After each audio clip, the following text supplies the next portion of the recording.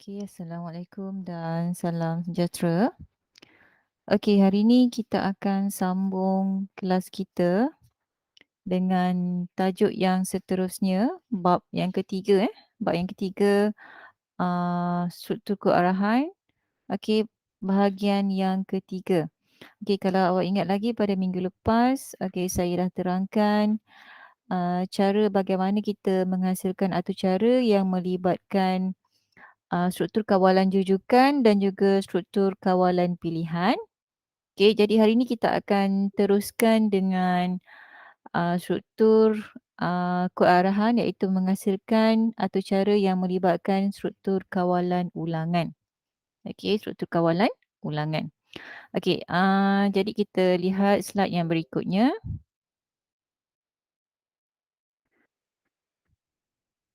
Okey. Okey, kita lihat apa yang dikatakan sebagai struktur kawalan ulangan, okey. Okey, struktur kawalan ulangan adalah satu jenis struktur kawalan yang membolehkan pengatur cara mengarah komputer untuk melaksanakan langkah-langkah tertentu secara berulang kali. Sebab tu kita panggil sebagai ulangan. Okey. Okey, seterusnya struktur kawalan ulangan adalah penting supaya kod yang ditulis tidak perlu panjang dan memakan ruang. Okey, sebab kalau nak ikutkan cara penulisan kod arahan yang baik adalah yang pendek lah. Okey, kalau panjang sebab kita takut nanti berlaku banyak ralat. Okey, jadi dengan adanya struktur kawalan ulangan ni kita boleh menjadikan satu kod arahan tu lebih lebih ringkas lah. Dia tak terlalu panjang. Okey. Okey, seterusnya, okey, penambahbaikan kepada struktur kawalan ulangan adalah lebih mudah, okey, berbanding dengan kod atau cara yang tidak menggunakan gelung ataupun ulangan. Okey, maksudnya kalau kita nak tambahkan, apa ni, macam arahan-arahan yang lain tu lebih mudahlah. Okey, sebab kita ada struktur kawalan ulangan. Dengan penggunaan struktur kawalan ulangan ni lebih mudah untuk melakukan penambahbaikan. Okey, dalam penyelesaian masalah, okey, dalam penyelesaian masalah, semasa kita mengekodkan struktur kawalan ulangan, okey, biasanya pengatur cara dia perlu menggunakan sinteks ataupun pemboleh ubah yang cekap. Okey, yang cekap ni maksudnya kita tahu kalau dalam sinteks atur cara, maksudnya pemboleh ubah ni dia akan bertindak sebagai pembilang. Okey, jadi kita kena pilih pemboleh ubah yang sesuai lah. Okey, sesuai dengan fungsi yang akan dilakukan. Okey, ini terutamanya untuk struktur kawalan yang dikawal dengan bilangan. Okey, bila kita uh, nak membuat ulangan tu, okey, maksudnya dia mesti mudah untuk dikawal lah. Okey. Okey, seterusnya dalam penyelesaian masalah, okey, struktur kawalan ulangan boleh menerima arahan input untuk melakukan operasi matematik. Okey, kita tahu bahawa atur cara ni dia memang tak lari daripada matematik. Okey, umpamanya kalau kita nak melakukan operasi penambahan 2 nombor, okey, untuk mengira purata bagi beberapa nombor dan ada banyak pelbagai operasi olahan nombor yang lain. Okey, maksudnya kita boleh menggunakan struktur kawalan ulangan untuk melakukan operasi matematik. Okey. Okey, kita lihat contoh. Okey, ini adalah satu contoh struktur kawalan ulangan. Okey, struktur kawalan ulangan. Okey, carta alih yang digunakan dalam salah satu contohlah. Okey, kalau kita lihat dekat sini. Okey, bahagian kod yang mengandungi syarat dan langkah-langkah untuk berulang. Okey, yang berulang disebut sebagai gelung ataupun kita panggil sebagai loop.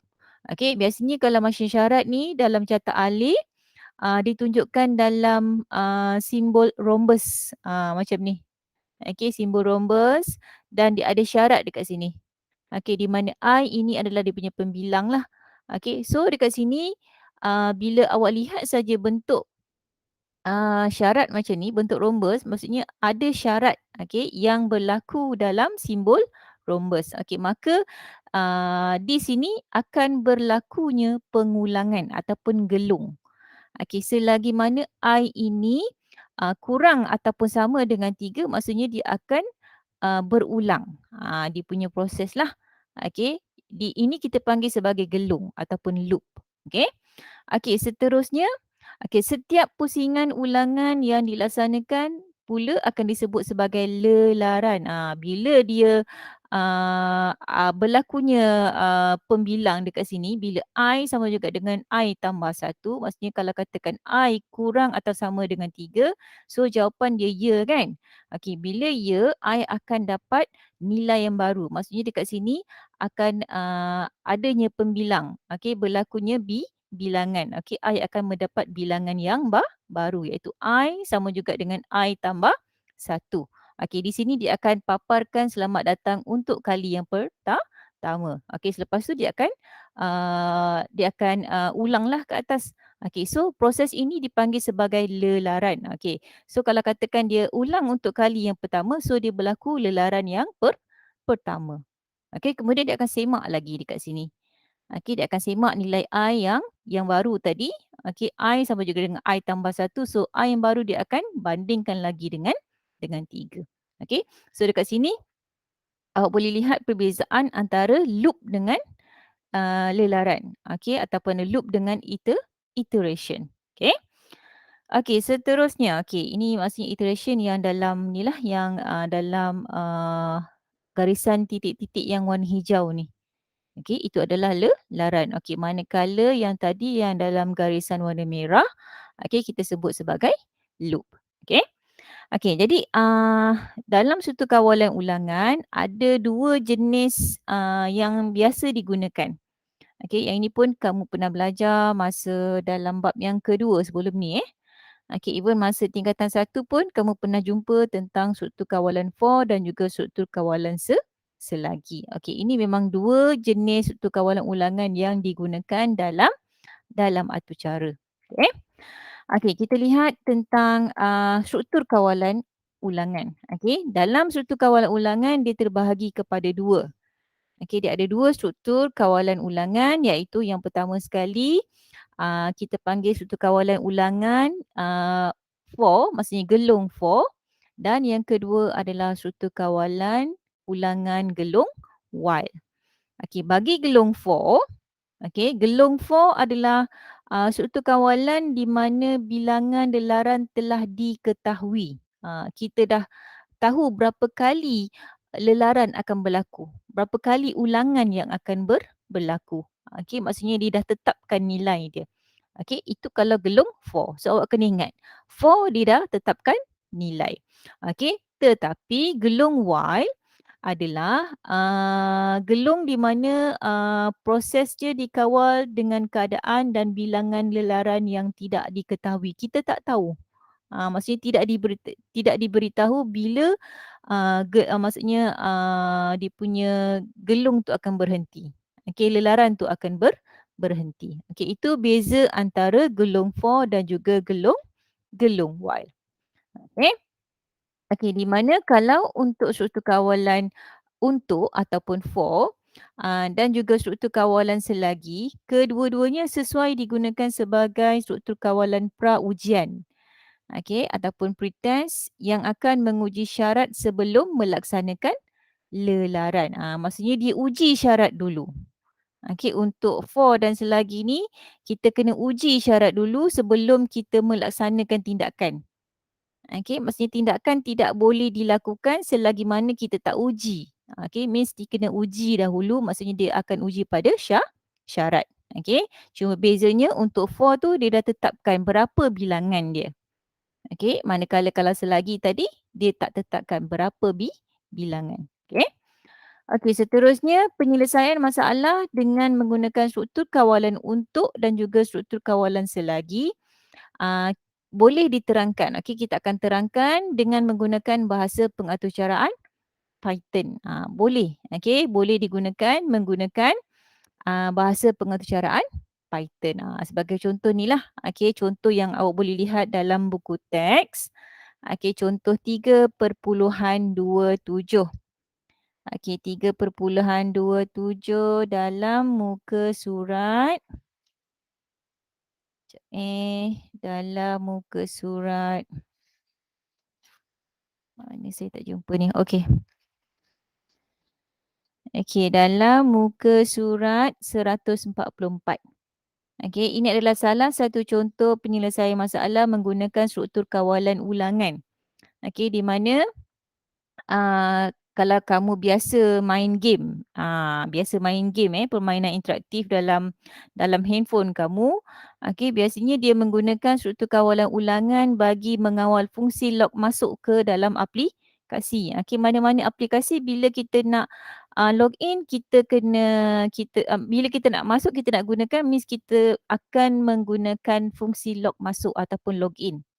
Okey, so dalam situasi ini, okey, sebagai contoh Balkis diminta oleh guru untuk membangunkan satu atau cara yang mengawal log masuk dengan menggunakan struktur kawalan ulangan.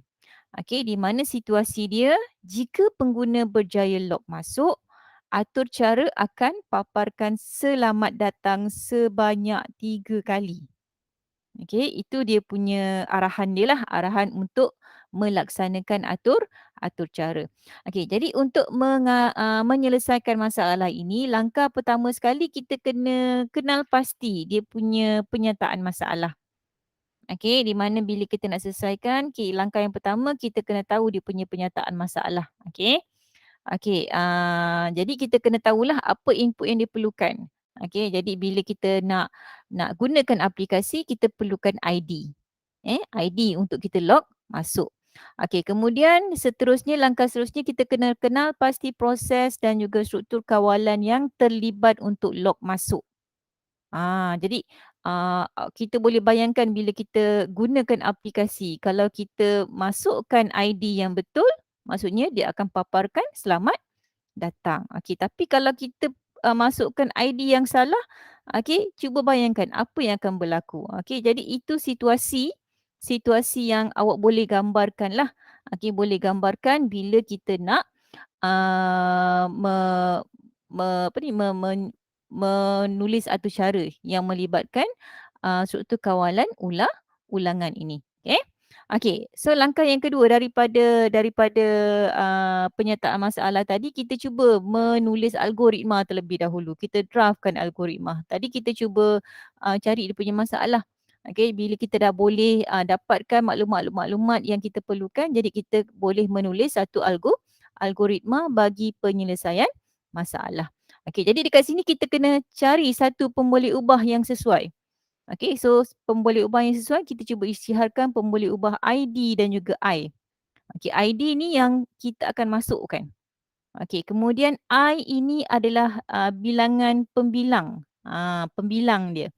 Okey, jadi kita sebagai contoh, kita setkan ID tu sama dengan 1, 2, 3. Maksudnya pengguna dia kena masukkan ID yang sebenar adalah 1, 2, 3. Manakala I pembilang adalah kita bermula dengan pembilang kali pertama lah. Okey, kemudian langkah yang ketiga, pengguna akan memasukkan ID. Okey, apabila pengguna memasukkan ID, jadi kita akan pegang. Okey, kita akan pegang ID yang dimasukkan. Okey, dan pada langkah yang kelima, kita akan mula melakukan semakan syarat dia. Kita dah tetapkan syarat kan? Okey, while jawab, okey, tidak sama dengan 1, 2, 3. Maksudnya jawab merujuk kepada ID yang dimasukkan.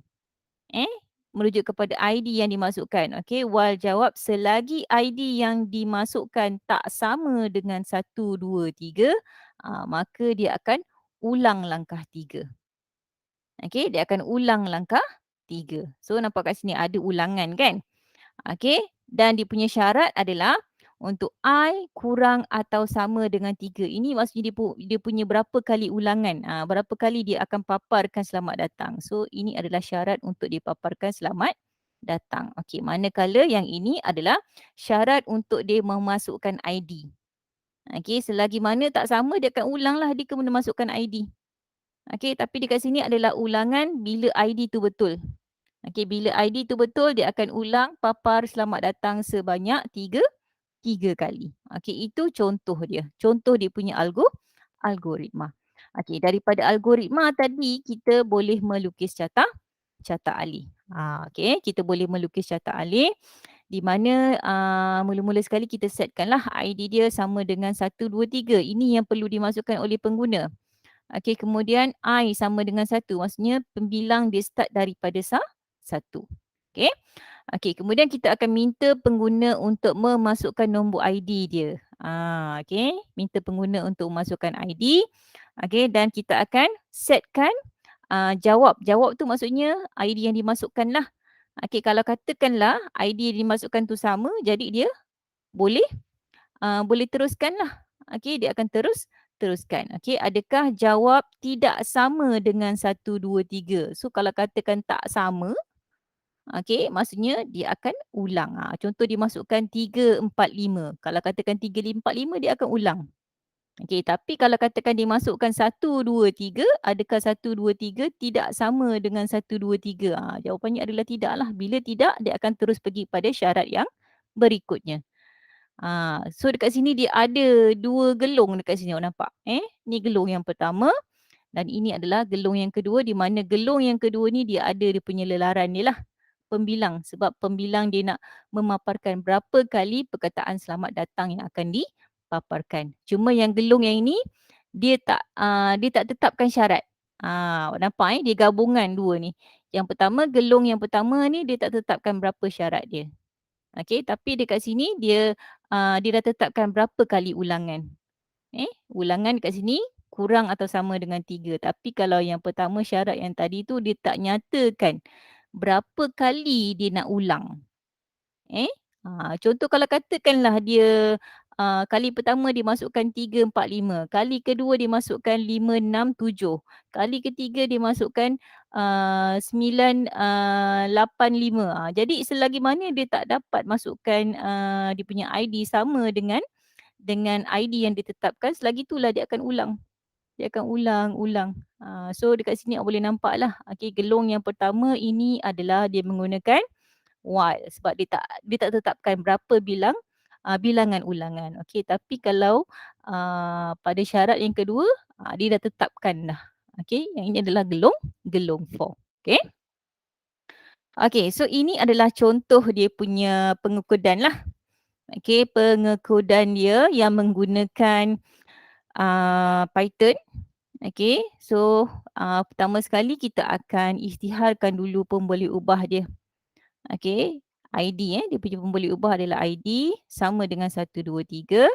Okey, kemudian bila pengguna memasukkan input ni, kita arahan untuk pengguna memasukkan dia punya ID dia. Okey, di mana dia punya pemboleh ubah bagi ID ni kita bagi nama sebagai jawab lah. Okey. Okey, kemudian kita akan tetapkan struktur kawalan yang terlibat. Okey, nampak kat sini while kan?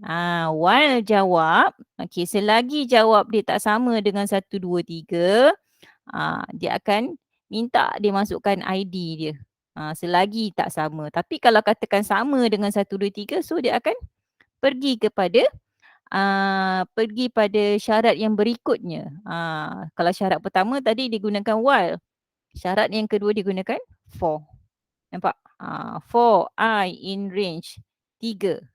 So maksudnya I in range 3, maksudnya dia akan ulang sebanyak 3 kali. So dia akan print lah 3 kali. Okey. Saya akan tunjukkanlah cara maksudnya dekat sini cuma dia punya contoh je kan. Okey, saya cuba kita cuba lihat dia punya situasi dia yang sebenar. Kalau kita gunakan kita gunakan dia punya arahan dia arahan dia saya kecilkan dekat sini sekejap Okey, so kita letakkan ID sama juga dengan 1, 2, 3. Okey, kemudian jawab sama juga dengan input. Kita nak minta pengguna untuk masukkan nombor ID kan. Okey, jadi kita beri arahan. Masukkan nombor ID anda. Okey, masukkan nombor ID anda. Okey, kemudian the next ni maksudnya syarat dia. While selagi jawab. Okey, jawab maksudnya ID. Ejaan tu tak betul WHILE. Kalau tak betul dia akan jadi warna hitam. Kalau betul baru dia bertukar jadi warna orange tu. Okey. While jawab tidak sama. Tidak sama dengan 1, 2, 3. Apa dia nak buat? Apa yang dia akan berlaku? Okey, so jawab sama juga dengan input. Dia suruh masukkan lagi. Dia suruh masukkan lagi arahan yang sama macam dekat atas tu. Selagi mana tak sama, dia masukkan juga, suruh masukkan juga ID yang betul. Masukkan nombor ID anda. Okey. Else. Tapi kalau betul lah yang dimasukkan, dia akan pergi kepada syarat yang berikutnya, syarat yang seterusnya. Dia masuk pada gelung for pula. For I in range 3. Okey. So dia akan print. Ini dia akan print. Dia akan cetak perkataan selamat datang sebanyak berapa kali? Sebanyak 3 kali. Kenapa 3 kali? Sebab kita dah tetapkan dekat atas ni 3. Nampak? Okey. So saya save dululah. Kita sebelum kita nak run, kita save dululah. Save as, saya nak namakan sebagai apa file ni Hmm, okey, kita save, kita simpan dekat file yang kita nak ni lah. Okey, saya macam biasalah saya simpan dekat dalam saya punya folder Python form 2. Saya nak namakan file login. Hari tu minggu lepas kita dah buat login tentang pilihan kan. Okey, dia lebih kurang je tapi yang ni saya tukar kepada login ulangan. Login ulang. Okey. Okey, so bila saya login, bila saya run kita punya coding tadi, so dia akan keluar jadi macam ni lah. Okey, contoh Contoh saya masukkan, ni saya besarkan sikit. Tak nak rasa padaman ni dulu. Dia serabut lah sebab dia ada yang sebelum ni kan. Okey. So yang ini saya besarkan dia. Saya run modul. Okey. Saya masukkan ID, katakan saya masukkan 122. Okey. So kita tengok apa dia punya. Dia ulang lagi. 125. Dia ulang lagi. Maksudnya dia pergi kepada yang ni. Nampak? Okey. 1456. Ulang lagi. Kita tak tahu sampai bila dia berhenti kan. Dia hanya akan berhenti apabila saya masukkan dia punya password sama dengan apa yang ada. Lepas tu barulah dia print yang ini. Selamat datang. Sebab saya dah masukkan dia punya password yang betul. Tapi selagi mana saya tak masukkan password yang betul, dia akan ulang lagi. Sampailah saya masukkan password yang betul. Okey, so itulah yang berlaku apabila kita menggunakan struktur kawalan ulangan. Okey, apabila kita menggunakan struktur kawalan ulangan. Okey. Ini contoh dia punya output lah. Okey. Okey, cuma kita nak pergi dengan lebih lanjut. Okey, struktur kawalan ulangan dalam penyelesaian masalah. Kita nak tengok satu demi satu lah. Okey, satu demi satu bagaimana kita boleh menggunakan gelung for untuk kita selesaikan masalah. Okey. Okey, di mana dalam pengaturcaraan Python, okey, sinteks for digunakan untuk struktur kawalan untuk. Nama ni sinteks for ni. For dalam bahasa Inggeris lah. Kalau dalam bahasa Melayu kita panggil sebagai untuk. Okey. Okey, di mana dia ada rangka umum. Okey, dia ada cara penulisan sinteks untuk for. Okey, untuk ulangan for. Okey, iaitu dia bermula dengan for pemboleh ubah gelung. Okey, for pembeli ubah gulung dia akan namakanlah. Okey, for apa? Contoh for X ke, for I ke. Ini kita boleh namakan sendiri. Okey, for nama pemboleh ubah. Okey, in. Di dalam. Okey, di dalam inilah dia punya range dia. Okey, dalam range dan diikuti dengan pernyataan. Okey. Okey, itu dia punya sinteks umum lah. Okey, di mana pemboleh ubah gelung dia akan terbentuk sebaik sahaja sinteks for di-type. Okey, pemboleh ubah gelung akan terbentuk sebaik sahaja sinteks for di-type. Okey, tak apa, nanti saya akan tunjukkan cara macam mana Okey, kita tengok dia punya penerangan terlebih dahulu. Okey. Okey, maka pembeli ubah gelung tidak perlu diisytiharkan terlebih dahulu. Jadi kita tak perlu nak isytiharkan dia punya pemboleh ubah gelung tu. Okey, kita tak perlu nak isytiharkan terlebih dahulu. Okey. Okey, kemudian lelaran bermula dengan pemboleh ubah gelung terumpuk dengan nilai pertama dalam data dan melaksanakan kod pernyataan. Okey. Okey, dan lelaran berterusan mengikut urutan dalam data dan berhenti apabila sampai ke nilai yang terakhir. Sebab lelaran dia mesti ada mula dulu. Okey, kemudian dia punya penamat dia. Ini sebab gelung for. Gelung for dia mesti ada nilai awal dan dia mesti ada nilai akhir. Okey. Okey. Seterusnya, okey, pengatur cara memerlukan sebuah gelung yang berulang kali bagi bilangan lelaran yang ditetapkan. Okey, contoh macam tadilah kan. Okey, tapi kita tengok contoh yang lain. Contohnya jika pengguna menjawab soalan dengan betul, atur cara akan menghasilkan output perkataan tahniah sebanyak 5 kali. Okey. Okey, dan dalam situasi ini penggunaan fungsi range. Range, okey, ini uh, berguna kerana fungsi range menyatakan bilangan lelaran struktur kawalan for harus berulang. Maksudnya dia ada di punya lingkungan, okey, ada di punya lingkungan bilangan yang dia akan berulang. Dia ada syarat dia lah. Okey, dia ada syarat tetap, dia ada penetapan syarat dia. Dia bermula daripada berapa dan berakhir dekat mana. Okey. Okey. So, kebiasaannya nombor yang digunakan dalam fungsi range ini, okey, yang dalam kurungan, okey, dalam fungsi range ini kita sebut sebagai parameter. Okey, yang dalam kurungan ni kita panggil sebagai parameter.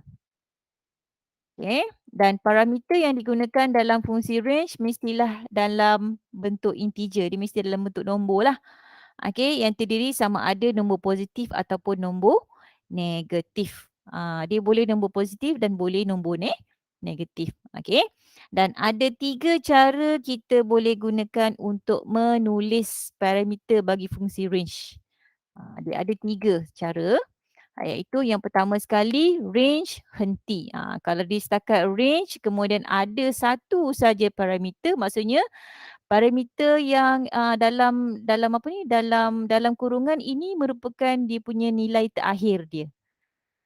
Dia punya nilai akhir dia lah.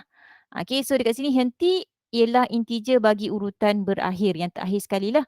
Okey, jadi urutan bermula dengan sifar. Kalau katakan contoh penulisan macam ni, kebiasaannya urutan dia akan bermula dengan sifar sehingga satu digit sebelum integer henti. Sebagai contoh kalau dia tulislah range dalam kurungan 3. So kita tahulah bahawa dia akan bermula daripada 0, 1 dan 2. So dia ada tiga integer saja. Dia ada 3 integer di mana dia mesti bermula daripada kosong. Kalau katakan ada satu sahaja nilai dekat dalam ruang parameter ni. Okey. Okey, jadi maka dekat sini ulangan berlaku sebanyak 3 kali, iaitu ulangan yang bermula daripada kosong, 1, okey, kemudian 2, kosong, 1, 2. So dia ada 3 kali ulangan. Cuma sebab ulangan ni bermula daripada kosong lah. So kosong tu dikira sebagai ulangan kali pertama. Okey, 1 tu dikira sebagai ulangan kali kedua dan 2 itu adalah ulangan pada kali yang ketiga. Ini kalau katakan fungsi range yang pertama. Okey. Kemudian fungsi range yang kedua, dia ada 2 nilai. Awak nampak Yang pertama tadi dia cuma ada satu nilai saja.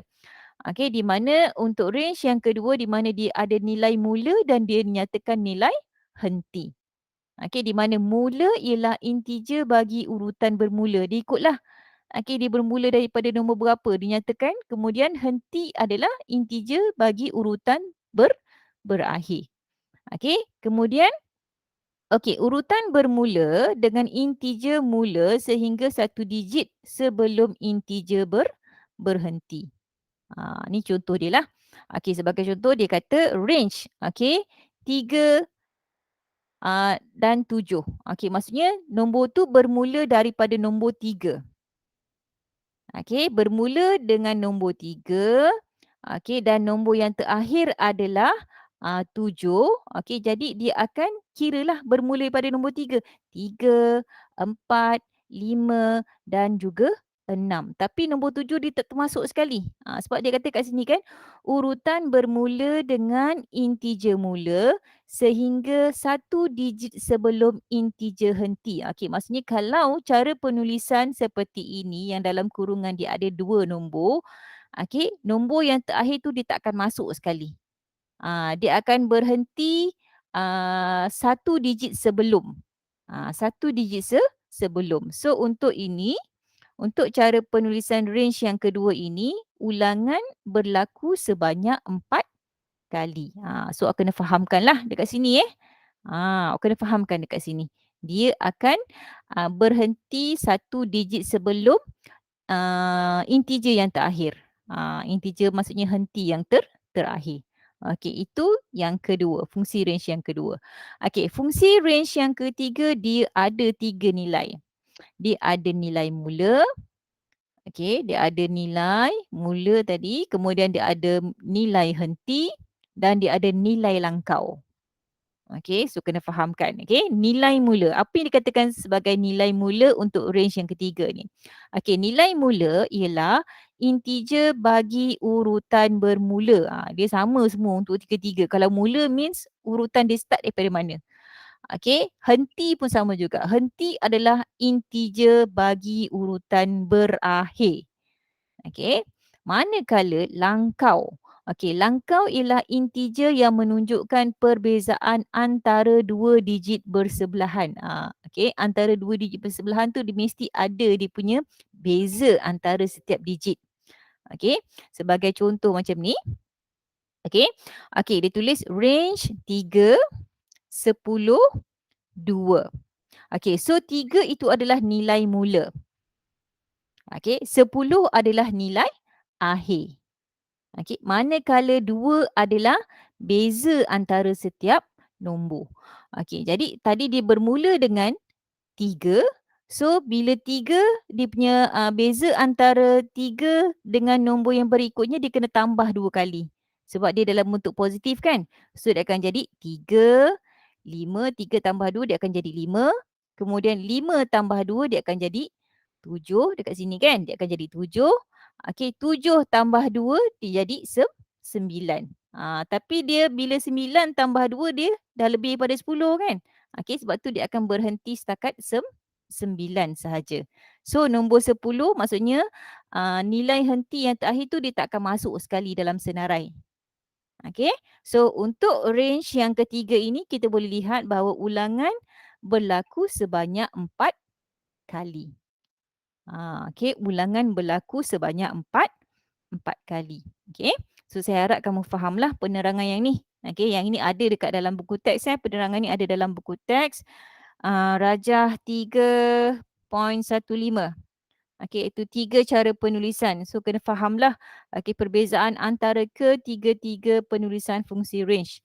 Okey, iaitu fungsi range yang pertama, dia cuma ada nilai henti saja. Fungsi range yang kedua, dia ada nilai mula dan nilai henti. Manakala fungsi range yang ketiga, dia ada nilai mula, dia ada nilai henti dan dia ada nilai langkau. Okey. Okey, sekarang ni saya akan tunjukkan contoh. Contoh di mana kita akan lihat gelong for 1 dulu. Okey, dekat sini dia nyatakan nilai mula adalah 1, nilai tamat 24, langkah katakan 5. Okey, jadi ini adalah jangkaan output dia. Okey, jangkaan output bila kita ada nilai mula 1, tamat 24, langkah 5. Okey, maksudnya selepas nombor 1, 1 tambah 5 dia akan jadi 6. Okey, 6 tambah 5 dia akan jadi 11. Okey, 11 tambah 5 dia akan jadi 16.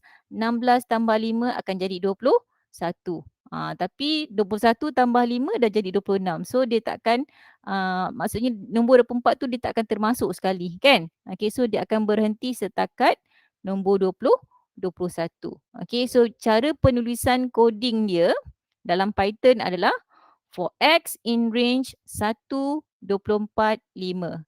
Okey, saya ada tertinggal dia punya tanda colon kat situ Okey, jadi bila kita lihat dia punya contoh coding saya buka. Jap. Mana tadi saya punya ni? Okey, apa nama file dia Kejap. Okey, gelung for 1 kan? Okey, gelung for 1 macam ni. Okey, yang ni saya padam. Okey, gelung for 1. Okey, gelung for 1 ini tadi. Okey, for x in range. Sekejap, tak nampak pula. Okey.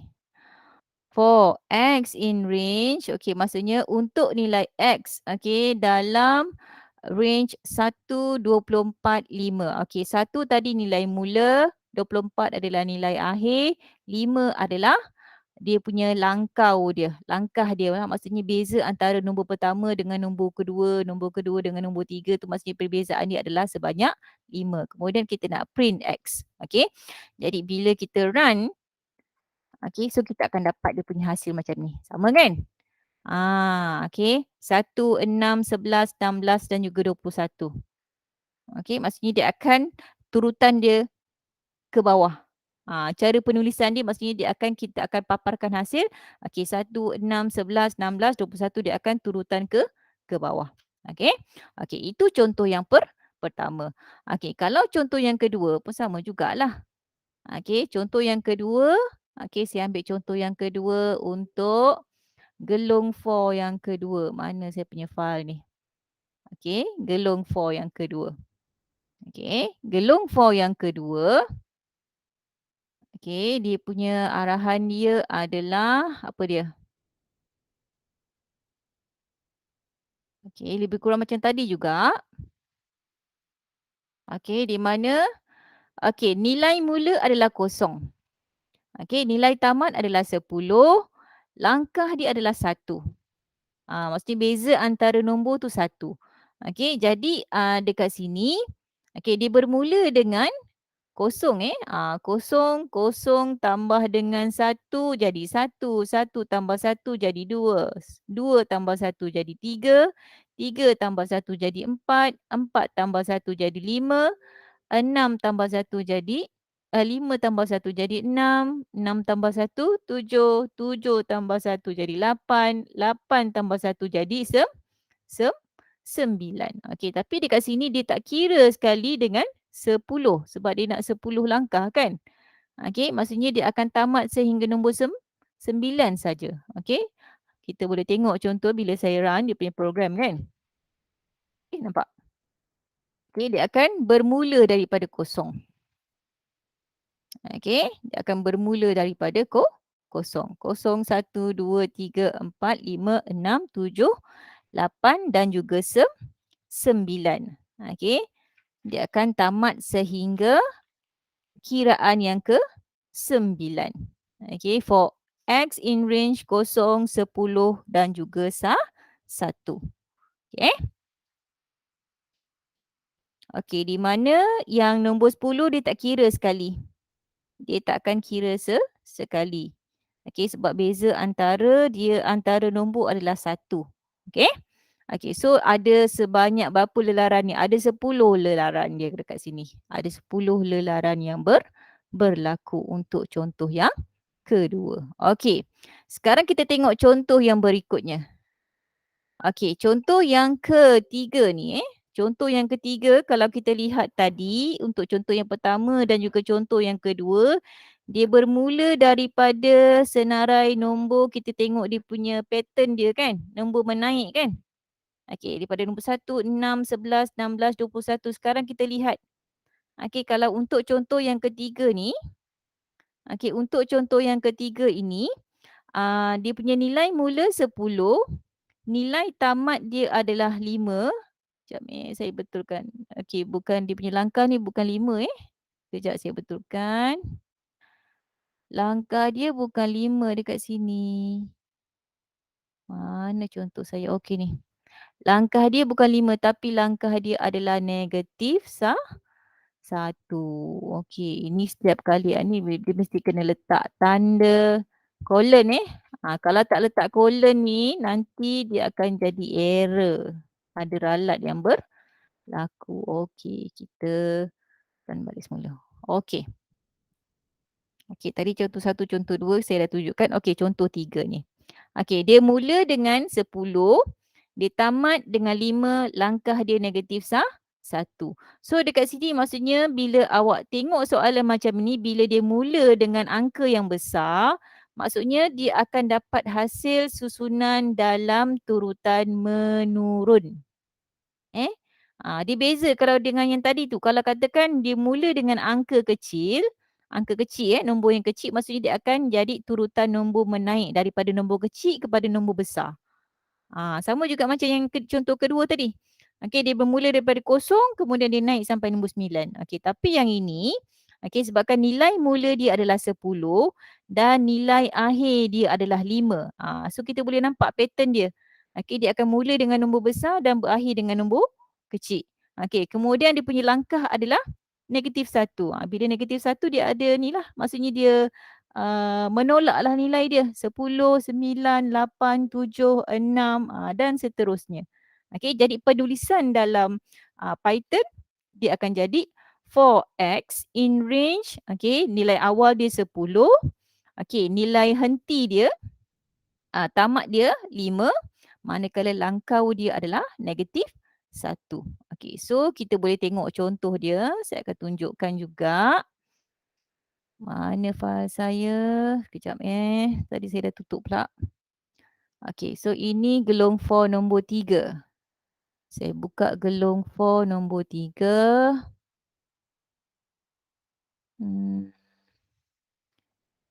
Form tu. Okey, mana gelong for 3? Gelong for 3. Oh, ini dia.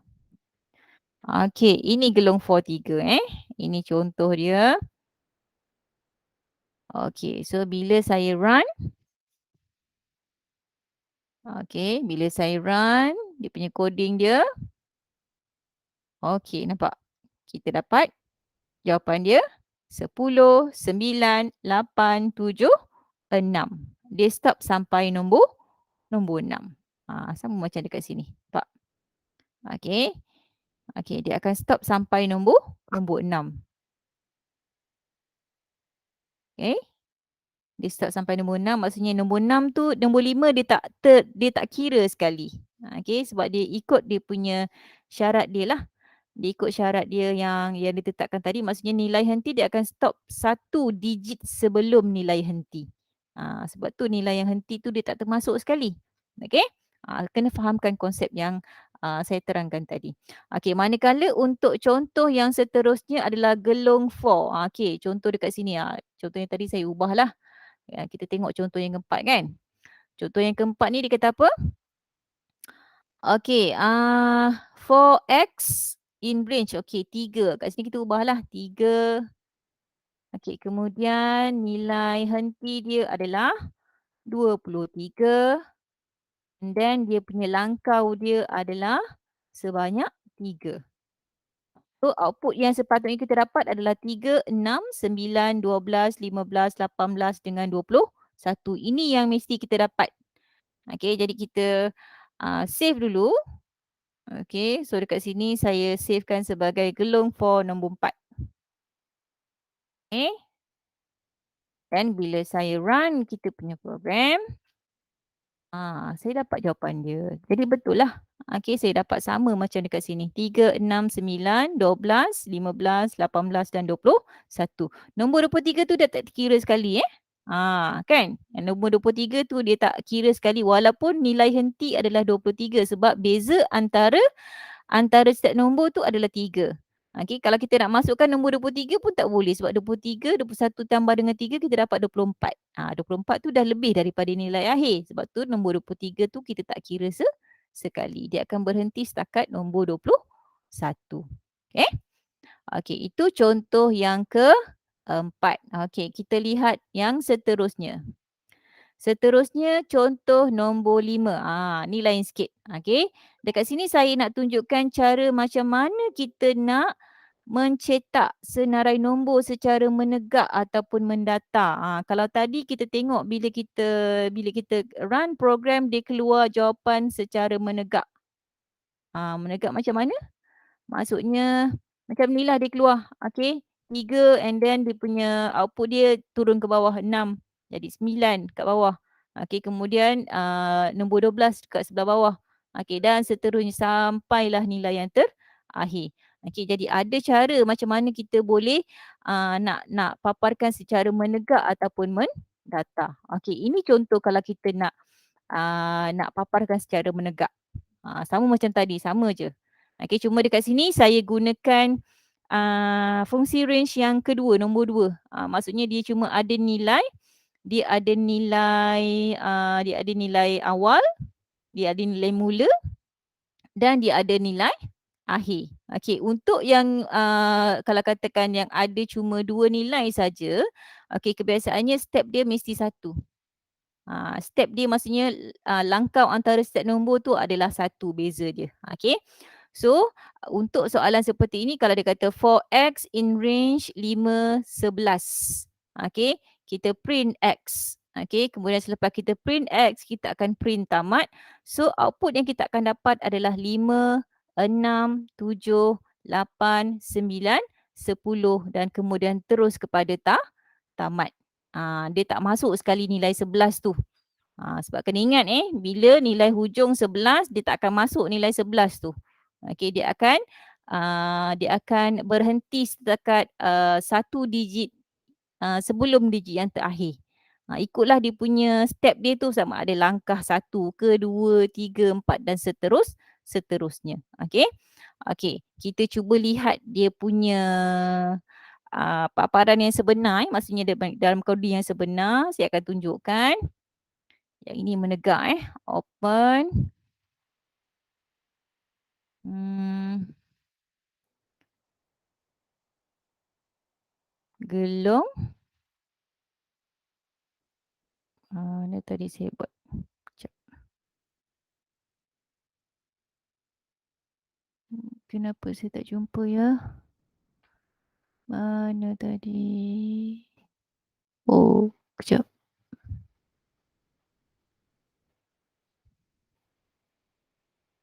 Ke mana ya?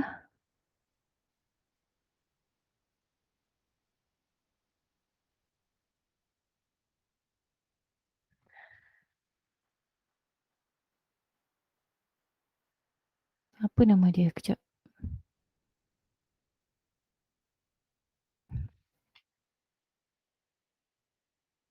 Tak ada juga. Dekat mana saya simpan tadi ya? Hmm,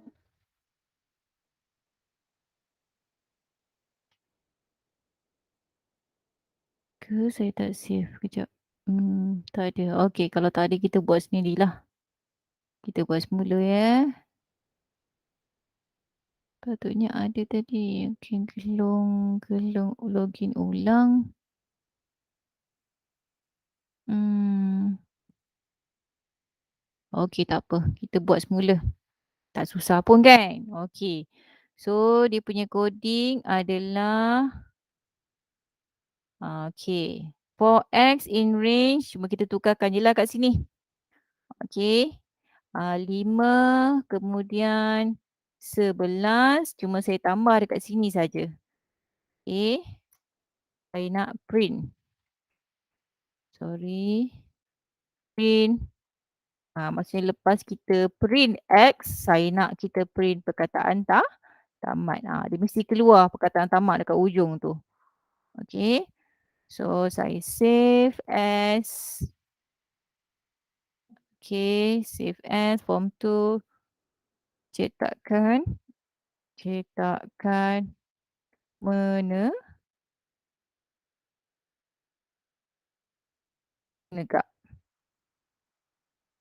Okey, so bila saya run, nampak? Saya dapat sama macam ni. Sama macam yang ada dekat dalam contoh yang, jangkaan output dia lah. Okey, sama macam jangkaan output. Okey, maksudnya saya dapat dia punya output dia, dia turun ke bawah lah. Okey, daripada nilai awal tu, okey, daripada nilai awal 5, 6, 7, 8, 9, 10 dan kemudian jadi tamat. Kemudian akhir sekali dia tamat. Kan? Okey, kemudian akhir sekali dia tamat. Itu contoh yang pertama. Okey, bagaimana kita boleh menggunakan, arahan, okey, for untuk mencetak senarai nombor secara menegak. Okey, cara yang kedua, kita juga boleh, mencetak senarai nombor secara mendata. Secara mendata maksudnya dia, punya output macam ni. Okey, maksudnya selepas nombor 5, 6, 7, 8, 9, 10 dan kemudian diikuti dengan tamat. Dia tak sama macam ni, dia lain kan? Okey, jadi cara dia adalah dengan kita letakkan arahan tambahan dekat sini print X N. Kita maksudnya kita nak, selepas kita print X tu, okey, senarai nombor dalam X tu dia akan, ada jarak dia. N ni maksudnya yang dekat dalam apa ni, dekat dalam simbol, yang inverted comma tu kan, macam dialog tu kan. So dekat situ dia akan buat jarak lah, jarak antara nombor 5 kepada nombor 6 kepada nombor 7, okey, sampailah kepada tamat. Okey, so kita cuba ubah dekat sini. Okey, print X, so kita tambahkan dia punya arahan. Okey, N, sama juga dengan okey, itu saja arahan dia. Itu saja, sikit je arahan dia kita tambahkan. Maksudnya kita nak paparkan dia secara mendata. Okey, so dekat sini saya save as. Okey, kalau tadi dia cetakan menegak. Okey, yang ini saya tukarkan jadi cetakan mendata. Okey, kita save dan kita lihat hasil dia. Dapat ke tidak? Sama kan? Sama macam output yang kita jangkakan tu. Dia keluar daripada kiri ke kanan. Kalau tadi daripada atas ke bawah dia menegak. Sekarang ni bila mendata dia keluar daripada kiri ke kanan. 5, 6, 7, 8, 9, 10. Okey. Okey, ada lagi satu kaedah di mana kita juga boleh memaparkan output di mana setiap nombor tu dia mesti ada tanda koma. Okey, selepas nombor 5, koma nombor 6, koma nombor 7 dan seterusnya. Okey, untuk kita dapatkan output ni, kita cuma tambahkan saja dia punya arahan ni. Dekat ruang kosong yang dekat inverted comma tu letakkanlah tanda koma. Kalau letak tanda koma dia keluarlah koma. Contoh ni kan. Kalau saya letakkan tanda koma, saya save as. Okey, cetakan mendata jarak. Dia ada jarak dia kan. Okey. Okey, bila saya run, dia keluarlah 5, 6, 7, 8, 9, 10 yang dah tamat dengan tanda koma. Dia ikut tanda yang kita letak. Okey, kalau katakan dekat sini saya, letakkan tanda apa dia, tanda apa ni, tanda sama. Contoh kan, tanda sama, bila kita run, keluarlah tanda sama. Dia ikut kita punya tanda yang kita masukkan dekat ruang tu.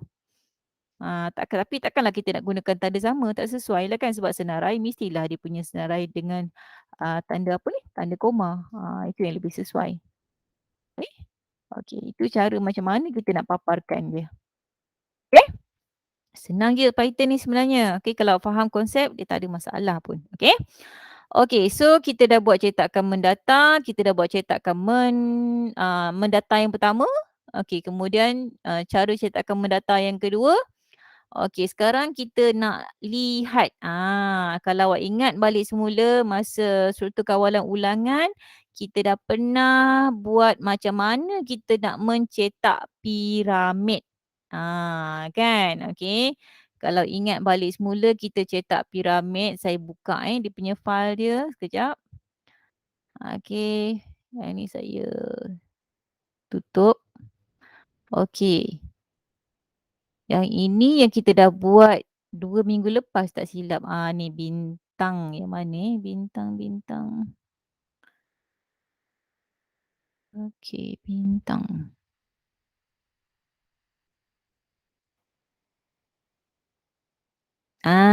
Yang ini kalau ingat balik semula. Kalau ingatlah. Okey, ini adalah bintang yang kita print, kita gunakan struktur kawalan, ah, pilihan. Dia ulang banyak kali, nampak? Kita kena cetak banyak kali. Kalau katakan nak 10 baris, 10 kalilah kita kena cetak. Okey, tengok kalau macam saya run. Saya dapat bintang macam ni, lebih kurang kan? Okey, tapi kita boleh menggunakan struktur kawalan ulangan yang ringkas. Yang ringkas, kita tak payah pun nak buat dia punya baris banyak kali. Okey, dengan menggunakan struktur kawalan ulangan, kita boleh cetak dengan hanya 3 baris je. Okey, maksudnya kita gunakan arahan yang ada macam ni. Okey, di mana for X in range. Maksudnya for X in range dia bermula dengan nombor 1.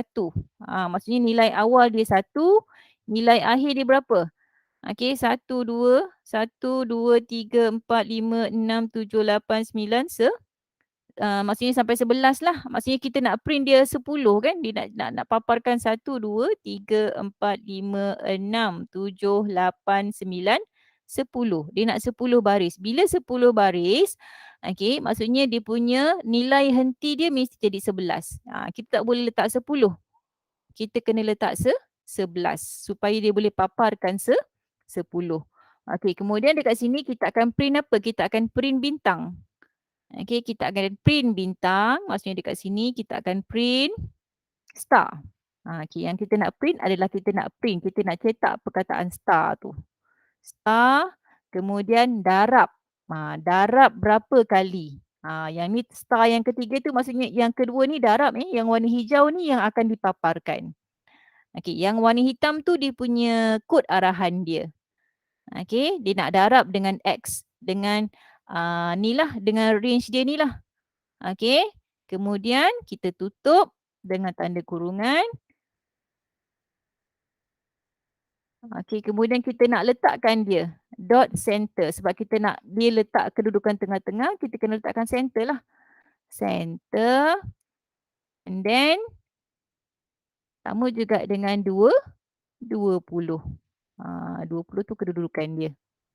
Okey, kemudian tamat ni tak payahlah sebab kita cuma nak paparkan dia punya bintang sahaja kan. Okey. So dekat sini saya cuba savekan file saya dengan nama bintang 1. Bintang 1 ada tak? Oh, dah ada dah. Bintang 1 dekat sini. Okey, dia dah ada kan? Okey, jadi bila kita run.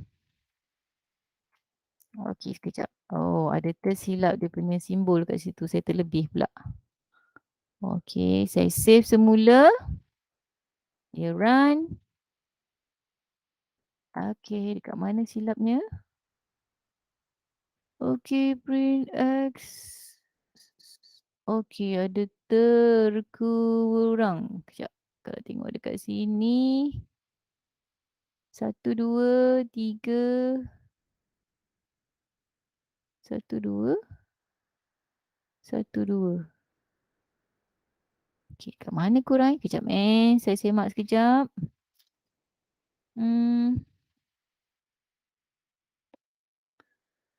Okey. Okey, saya terkurang dia punya ni dekat sini. Okey. Okey, saya save, saya run. Nampak dia tak cantik dekat sini. Sebenarnya patutnya bentuk dia macam ini. Nampak macam pelik lah pula kan. Okey, tak apa. Kita cuba tukar dekat sini. Center jadi 10. Okey, saya tahu kenapa. Okey, dekat sini kita tak boleh nak jarak. Kita kena rapatkan dia. Okey, center 20. Okey, kita save. Kita run semula. Barulah nampak comel kan. Yang tadi tu sebab dia punya saya kedudukan ni yang warna hijau ni saya jarakkan. Bila saya jarakkan, boleh nampak lah. Dia bersepah-sepah. kan? Dia bersepah-sepah. Okay. Nampak dia bersepah-sepah macam kat atas tu. Jadi tak comel. Okay, jadi kita kena rapatkan dia. Tak payah nak jarak-jarak, kita rapatkan dia. Bila kita rapatkan, nampaklah comel dia punya ni. Hasil dia. Okay. Kita save, kita run. Tak macam ni. Pun nampak macam tak comel. Tapi konsep dia samalah. Maksudnya dia akan menghasilkan satu piramid macam ni. Okay, dia akan menghasilkan satu piramid. Itu contoh yang pertama kita nak menghasilkan piramid. Okay, dan kalau awak ingat lagi yang saya gunakan dalam struktur kawalan pilihan. Kita pun dah belajar, okay, selain pada center, kita boleh juga paparkan output, okay, supaya dia sama ada left ataupun right. Left just dengan right just. Okay, kalau masih ingat lah. Okay, so contoh yang kedua, di mana kita nak letakkan kedudukan bintang tu supaya dia berada di sebelah kiri semua sekali. Jadi kita ubah je lah kat sini. Okay, dekat sini kita cuma ubahkan dia jadi, okey, ni tadi patutnya 11 Ni bukan 10, ni 11 patutnya.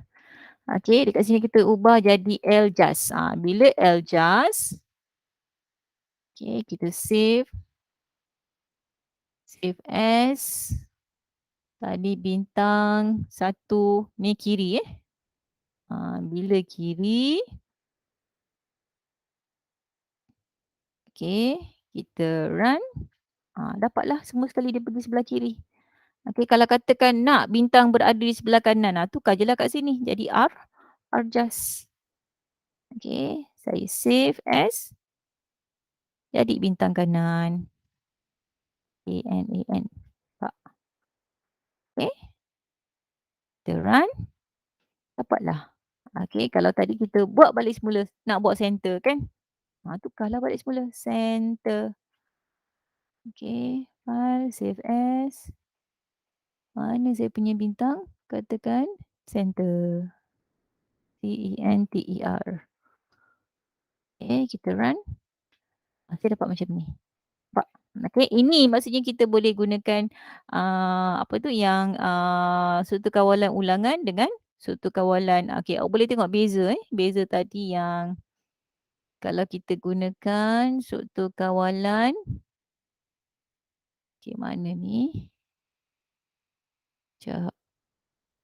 Okey, saya nak tunjukkan saja perbezaan. Okey, nampak? Okey. Ini adalah struktur kawalan ulangan 4. Okey, manakala ini adalah struktur kawalan pelbagai pilihan. Nampak? Ini pelbagai pilihan. Ini pilihan pertama, pilihan kedua, ketiga, keempat sampailah ke 10. Okey, di mana kita kena type berulang kali pilihan dia kan. Okey, maksudnya dia lebih panjang lah dia punya sinteks tu kan. Okey, tapi bila kita gunakan struktur kawalan ulangan, kita boleh singkatkan saja. Okey, dengan menggunakan 2 baris sahaja kita dapat hasil yang sama.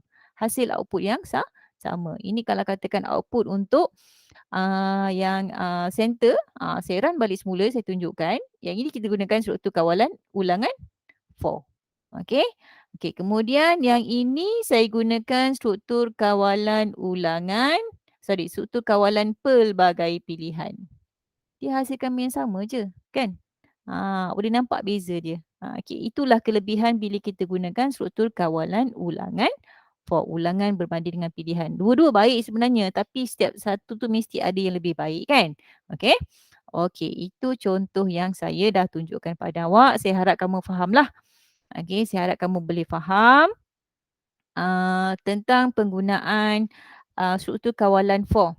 Okey, jadi sebagai latihan, okey, saya nak kamu buat, okey, atur cara Python dalam buku latihan masing-masing. Okey, ada 3 soalan je, tak banyak. Okey, 3 soalan sahaja. Okey, di mana soalan pertama, saya nak kamu cetakkan senarai nombor 10, 9, 8, 7, 6, 5, 4, 3, 2, 1 dan tamat secara menegak. Okey, itu soalan 1. Kemudian, cetak senarai 50, 45, 40, 35 30, 25, 20, 15, 10, 5 dan tamat secara mendata. Okey, secara mendata okey, cuma awak tengoklah konsep dia. Yang ini bermula daripada nombor 50. Okey, yang ini bermula daripada 10 sampai 1. Yang ini 50 sampai 5. Yang ini daripada 0 hingga 5. Okey, jadi dia ada sama ada dia susunan menaik ataupun menurun tu awak kena tengok dia punya perbezaan. Tengok balik semula contoh yang saya tunjukkan tadi. Okey.